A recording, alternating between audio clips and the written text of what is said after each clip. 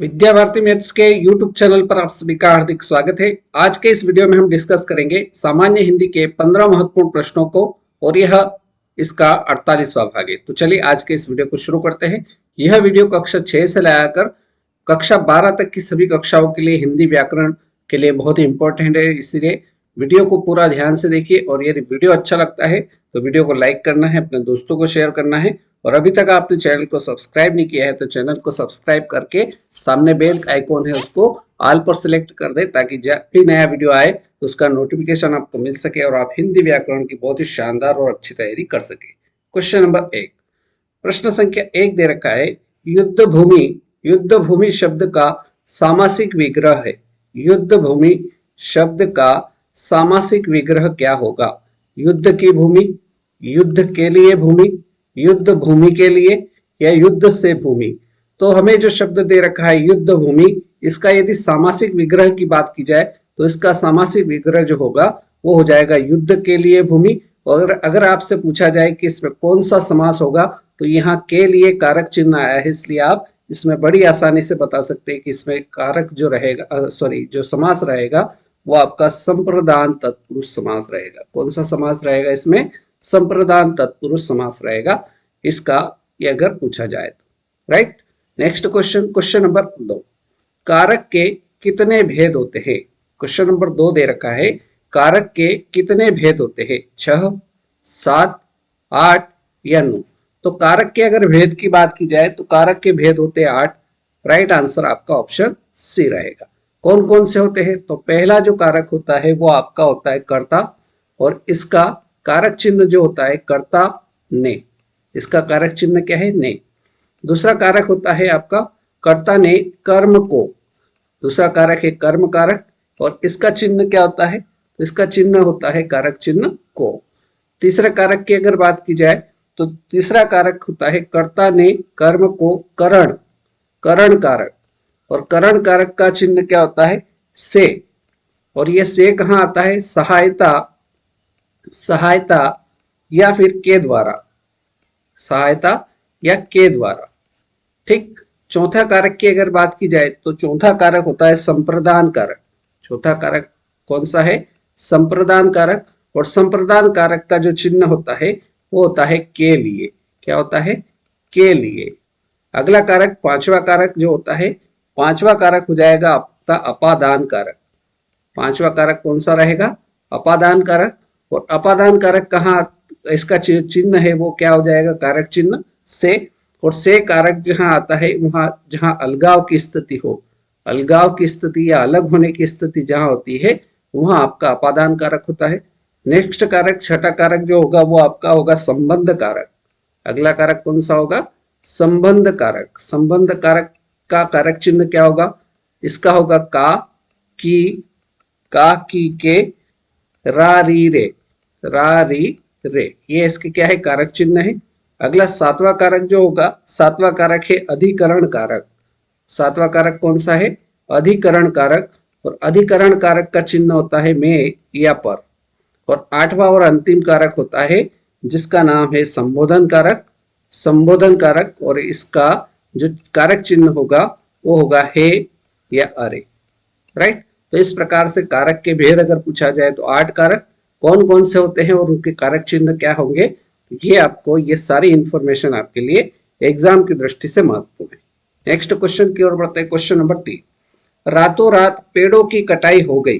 रातों रात पेड़ों की कटाई हो गई, रेखांकित शब्द, इसमें रेखांकित शब्द कौन सा है?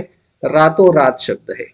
इसमें कौन सा समास होगा? अव्ययी भाव समास, द्वंद्व समास, बहुब्रीहि समास या फिर कर्मधारय समास।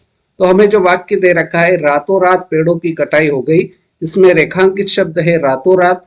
इस रेखांकित शब्द में जो समास होगा वो आपका अव्ययी भाव समास हो जाएगा, इसलिए इस प्रश्न का सही उत्तर ऑप्शन ए अव्ययी भाव समास बिल्कुल सही आंसर रहेगा। क्वेश्चन नंबर 4, जिन शब्दों के अंत में अ आता है, क्या क्या प्रश्न? जिन शब्दों के अंत में अ आता है उन्हें क्या कहते हैं? अनुस्वार कहते हैं, अयोगवाह कहते हैं, अंतस्थ कहते हैं या अकारांत कहते हैं? तो जिन शब्दों के अंत में अ आता है उन्हें कहा जाता है अकारांत।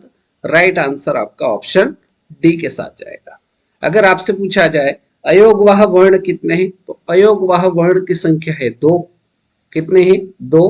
कौन कौन से हैं अगर ये पूछा जाए तो अम और अह, ये 2 क्या है आपके अयोगवाह वर्ण है। ये चीज आपको याद रखना है। अगर आपसे पूछा जाए अंतस्थ व्यंजन कितने हैं, तो अंतस्थ व्यंजन की संख्या है 4। कौन कौन से?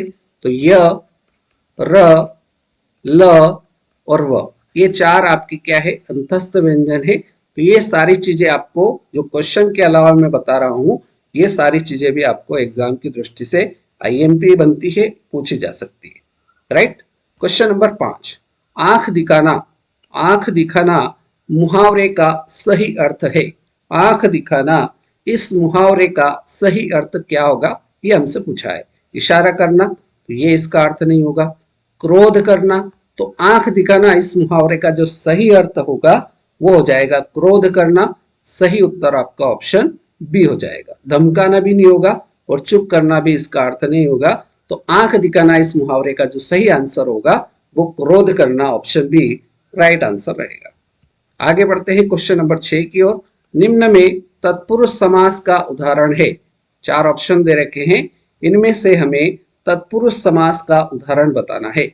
ऑप्शन ए देखते हैं, राजमहल। राजमहल का यदि विग्रह करेंगे तो ये बनेगा राजा का महल। राजमहल, इसका विग्रह करेंगे तो क्या बनेगा राजमहल। और यहाँ पर बीच में कारक चिन्ह आया है, इसलिए ऑप्शन ए जो है राजमहल, इस शब्द में आपका तत्पुरुष समास होगा, अर्थात हमारा ऑप्शन ए राइट आंसर रहेगा। क्वेश्चन नंबर 7, दांतों तले उंगली दबाना। दांतों तले उंगली दबाना, इस मुहावरे का अर्थ क्या है? क्या कह रहा है प्रश्न? दांतों तले उंगली दबाना, इस मुहावरे का अर्थ क्या है? दांतों के नीचे उंगली दबाकर रखना, बहुत गुस्सा करना, आश्चर्य प्रकट करना या बुरी तरह हराना। तो दांतों तले उंगली दबाना, इस मुहावरे का जो सही अर्थ होगा वो हो जाएगा आपका आश्चर्य प्रकट करना। क्वेश्चन नंबर 7 का सही आंसर ऑप्शन सी रहेगा। नेक्स्ट क्वेश्चन देखते हैं, क्वेश्चन नंबर 8। क्वेश्चन नंबर 8 दे रखा है, परिच्छेद शब्द में उपसर्ग है। परिच्छेद शब्द में उपसर्ग पूछा गया है। पर है, परी है, पर है या परिह है। तो परिच्छेद शब्द का यदि हम विच्छेद करेंगे तो ये बनेगा परिधन छेद। क्या बनेगा? परिधन छेद बराबर परिच्छेद। तो यहाँ पर उपसर्ग क्या हो जाएगा? परी हो जाएगा। तो परी आपका ऑप्शन बी में दिख रहा है, इसलिए बी ऑप्शन आपका क्वेश्चन नंबर 8 का राइट आंसर रहेगा। राइट। नेक्स्ट क्वेश्चन देखते हैं, क्वेश्चन नंबर 9।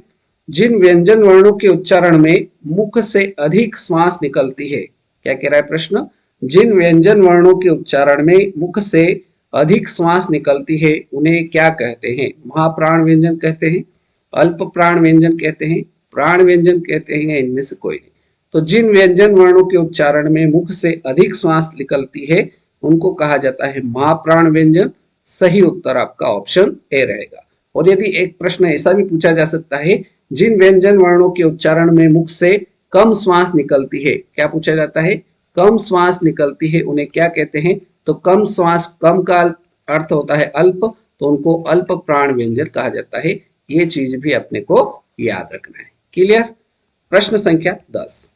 प्रश्न नंबर 10 दे रखा है, पंचामृत। पंचामृत शब्द में कौन सा समास है?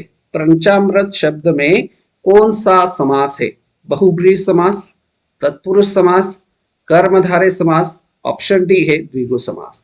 तो हमें जो शब्द दे रखा है पंचामृत, और इस शब्द में संख्या आ रही है, इसलिए इसमें जो समास होगा वो आपका समास हो जाएगा द्विगु समास, अर्थात डी ऑप्शन इस क्वेश्चन का एकदम सही आंसर रहेगा।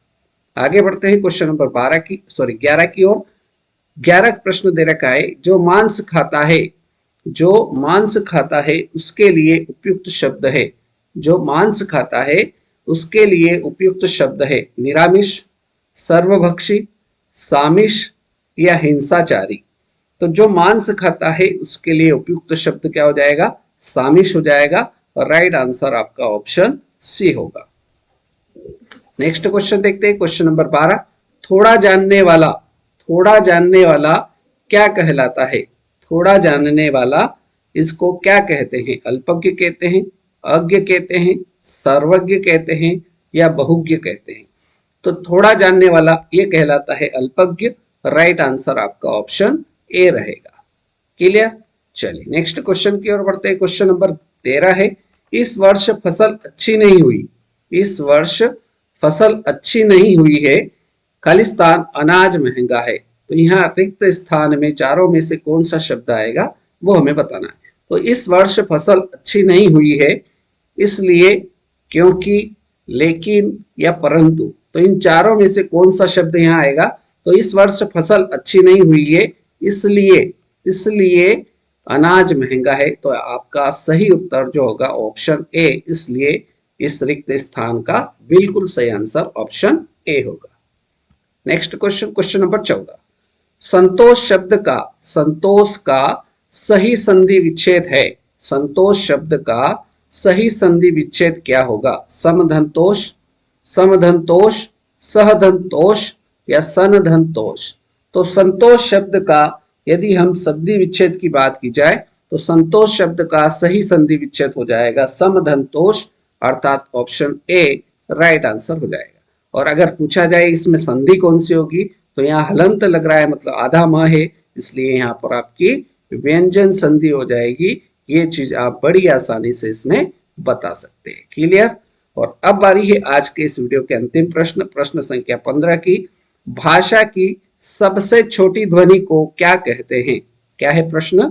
भाषा की सबसे छोटी ध्वनि को क्या कहते हैं? शब्द कहते हैं, पद कहते हैं, वाक्य कहते हैं या वर्ण कहते हैं? बहुत बार परीक्षा में पूछा हुआ प्रश्न है, आईएमपी क्वेश्चन, और सारे प्रश्न परीक्षा में आए हुए सिलेक्टेड क्वेश्चन से। तो इस प्रश्न का सही आंसर क्या होगा? तो भाषा की सबसे छोटी ध्वनि को क्या कहते हैं? तो कहा जाता है वर्ण। भाषा की सबसे छोटी ध्वनि को वर्ण कहा जाता है। राइट आंसर ऑप्शन डी के साथ जाएगा।